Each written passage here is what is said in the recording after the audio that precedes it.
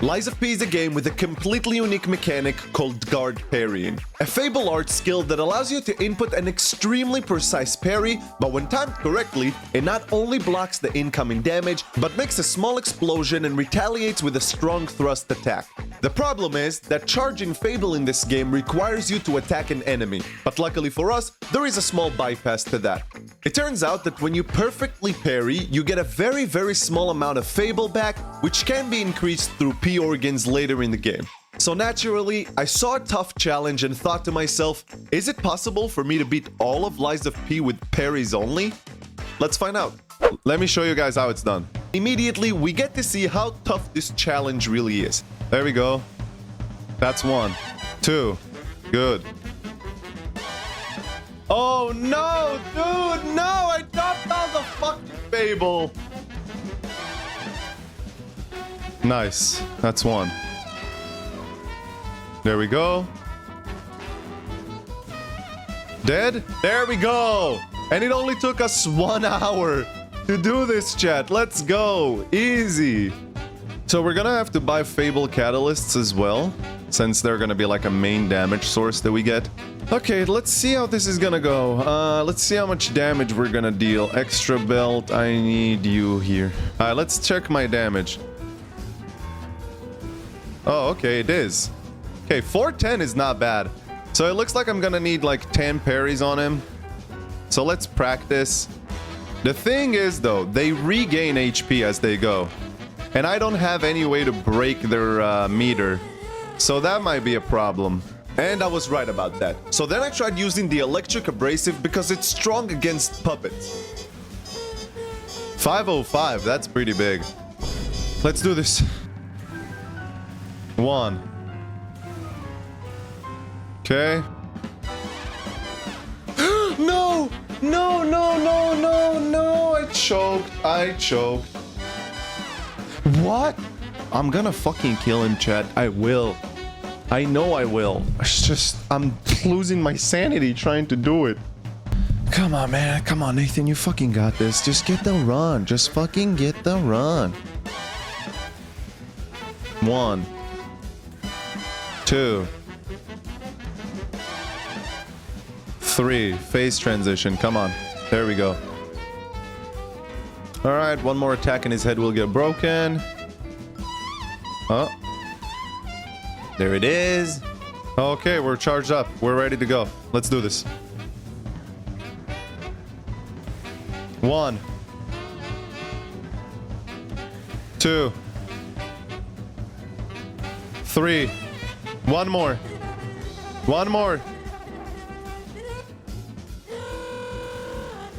And we did it. Oh my god, we did it. After basking in the glory of beating the first boss in 5 hours, I got to the hotel. Who am I? I am a human. Don't you see? This is the stupidity of a human who would parry only in this game. Now, at this point I thought that 5 hours was a lot for the first boss, but nothing could have prepared me for what came up next. And no, I'm not talking about our long fight with the donkey, but the scrapped watchman.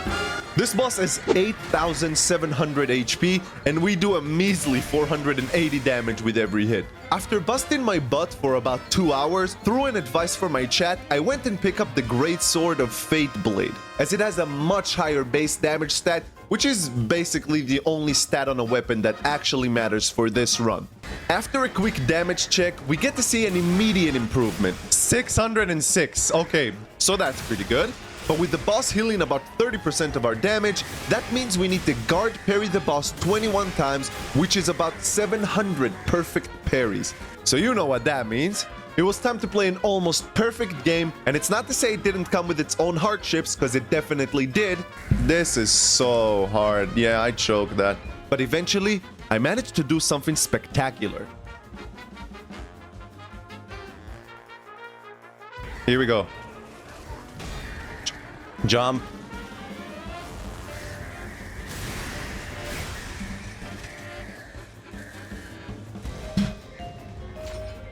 Done!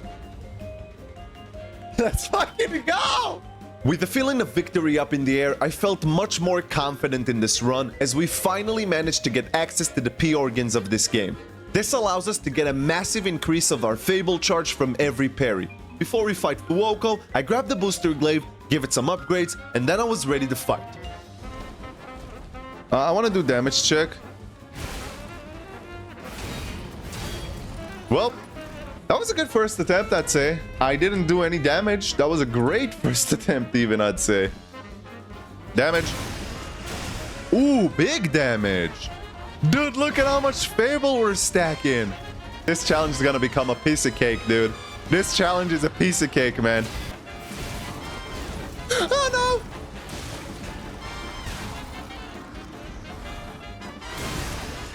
One.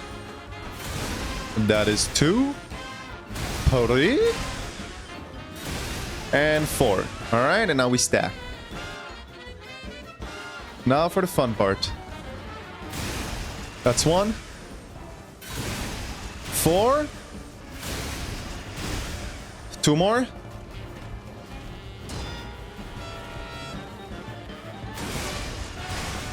Oh.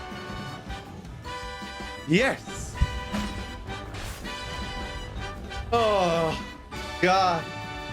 Yep, nearly 20 hours into this run, and we had only 3 bosses behind us, but at least we can get a few more upgrades now, like the Flame Grindstone, the Wrench Head, Fuoco's Amulet, and the Aegis, which is one of the best upgrades we could have gotten in this run. We also gathered a few quartz, which allowed me to get some P-Organ upgrades, but I ended up changing them so much that I'll just show you what they look like at the end. With all of these upgrades and the fact that killing the Atone took less than 40 seconds, I started feeling pretty confident in this run. Going as far as saying this after my first run into our next boss, Archbishop Andreas.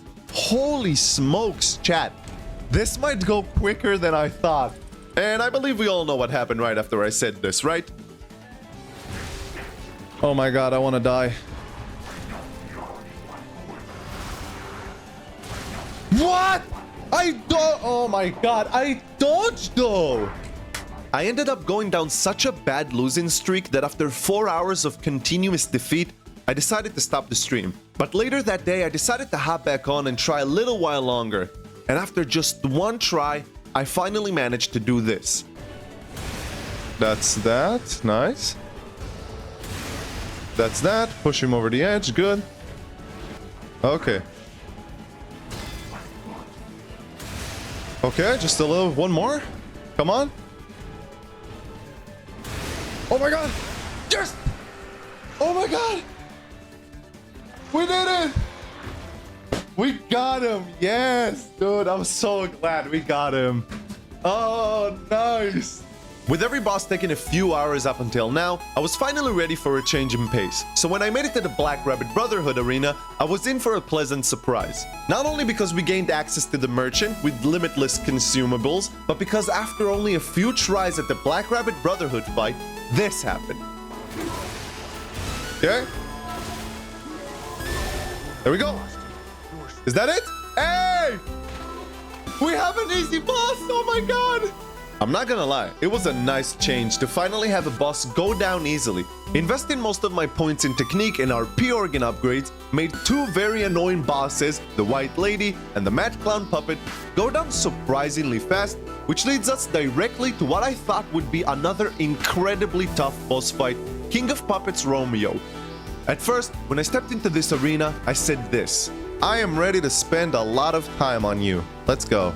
But right after my first try, I knew this is going to be easier than I thought. 4 parries and a few uses of my Aegis were enough to send Romeo to the second phase.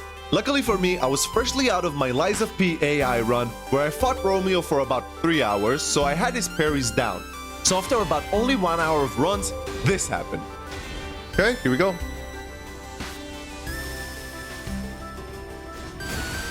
That's 1. Fable. That's 2. Heal.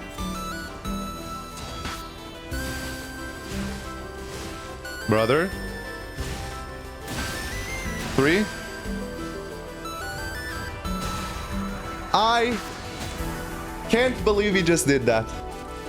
So yeah, that was kind of unfortunate, but on the very next attempt, I did this. And he's dead. There we go. Very nicely done.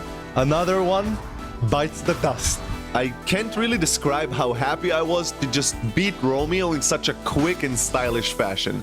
As for now, our path leads us to Lorenzini's arcade. I found out that letting the locals take care of the problems of this area is the best way, and very shortly after, we make it to the fight against Victor. I'm not gonna lie, this was probably one of the better fights in the run. Hitting a roided out meat shield for 2000 damage who has one of the cooler movesets in the game is a very satisfying feeling. The slight moveset change from phase 2 also adds a little bit of flavor to the fight, so I gotta admit, despite a very stupid close call, no! I'm such a noob! I really did enjoy this boss fight. And there we go, another boss down. Nicely done. Muscle Mommy Laxasia comes in to remind us what we still have left in this run, but before we get to her, it's time for some flashbacks from Dark Souls 3. Our next chapter leads us to the swamp. There we find the life puppet axe, who will serve us as the main weapon as it has the highest attack in the game. I give it the appropriate upgrades and hunt the giant Robocop for his quartz. Yes! This unlocks a massive upgrade for us, which is double uses of the grindstone, and with that, I was ready for the green monster of the swamp. Alright. Hello. How is this gonna go? 1. Oh, good damage. Okay, that went well. 2. 3. Fable. 4. 5. Yeah, alright, that definitely sends him over. That's good. Oh, it's a grab? I didn't know you have a grab, you fuck. Let's go here. That's 1. That's 2. Still not on fire. That's 3. 4.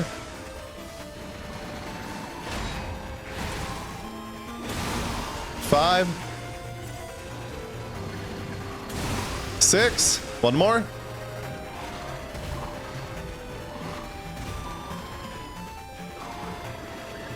7. There we go. And there we go. Oh my god, that went so much quicker than I thought. With the monster defeated, we unlock another upgrade, the Twin Dragon Blade, which has a very special heavy attack. It has a slow charge up, but when timed correctly, it acts as a parry which retaliates with an attack. With that, we were ready to return to the train station where we started the game. Only this time it's filled with mad people screaming for the Elden Ring DLC to drop. Here I also pick up the Murderer Puppet's amulet, which will greatly boost our damage against humans. The first of them being a hungry local child who will definitely not be hungry anymore. Slowly we were clearing the path towards the next boss, the Walker of Illusions, and to be honest, this fight was nothing more than an RNG fest with some very annoying moments, but it doesn't take too long before doing this. And bye-bye. Wow, that was more annoying than it needed to be, but at least she's dead. Immediately after the Walker of Illusions, we run into a familiar face, only this time, it doesn't take us 5 hours to kill him. That's 2. Bop. Okay.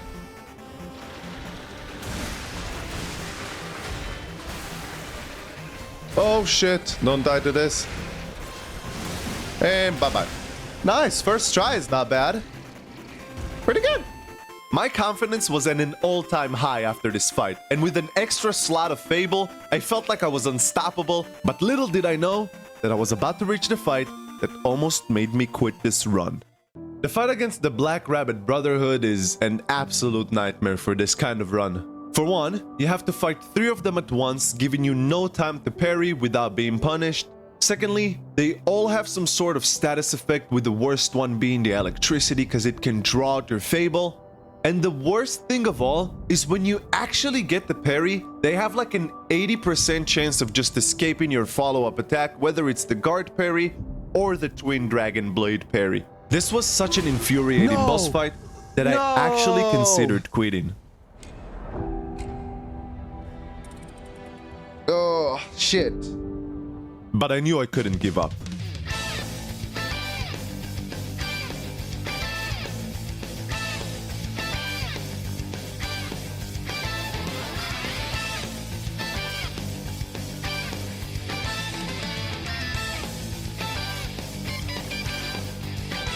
That's 2. 2. Aegis.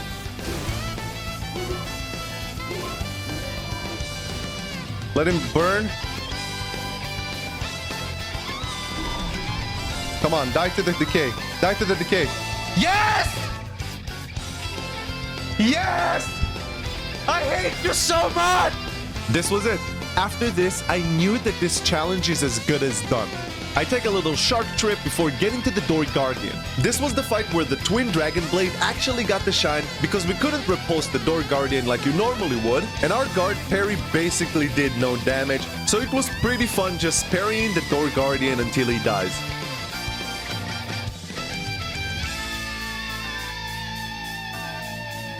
Do it on the roll. Yeah! There we go! There it is! Nice! On the roll, we got him! The path to Laxasia was easier than usual, and I also made sure to get my revenge on the way there. And before I knew it, I made it to our muscle mommy. Laxasia is a unique fight for our run. Since parrying her attacks can break her weapon and send her to the second phase, this had to be my tactic. The problem is, if you played Lies of P, you know how crazy her second phase can be.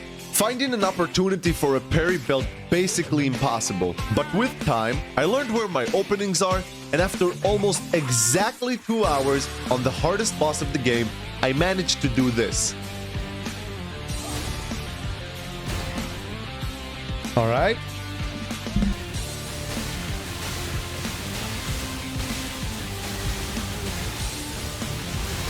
There it is. 1.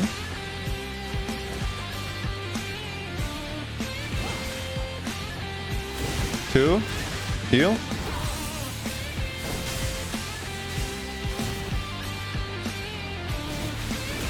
Here we go. Wait.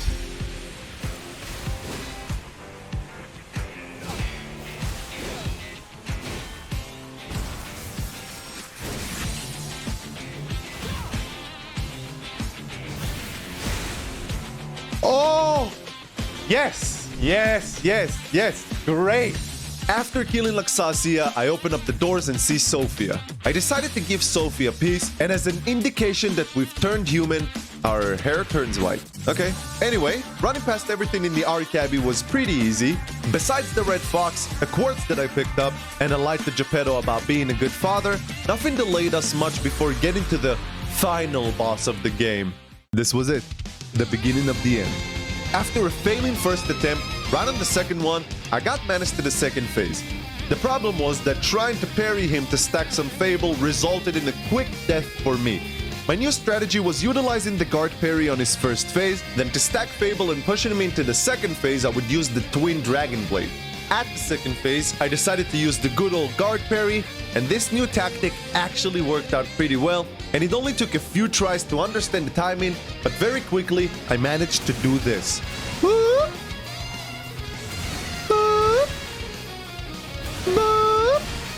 I mean, you wanna let me keep boop you? I will.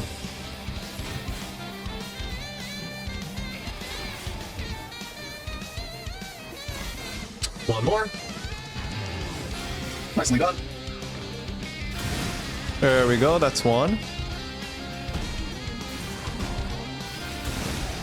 2. Okay. Heal. 1 more and he's dead. There we go. Man is down. 1 more. 1 more.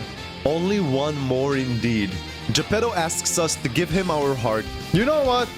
You make a good point, Geppetto. Maybe I should. Sigh? Let's go. Damage check. Oh, okay. Good damage. Yeah. Alright. Second phase. Let's see how much damage we do to this. Damage check. 2.4 without the abrasive. Alright, 2.4 without it is good. There it is. As soon as he turns yellow. Gotcha. Interesting position we're in.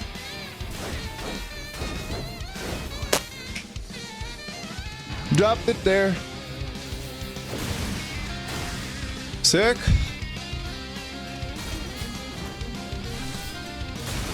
Nice. Nice. Okay.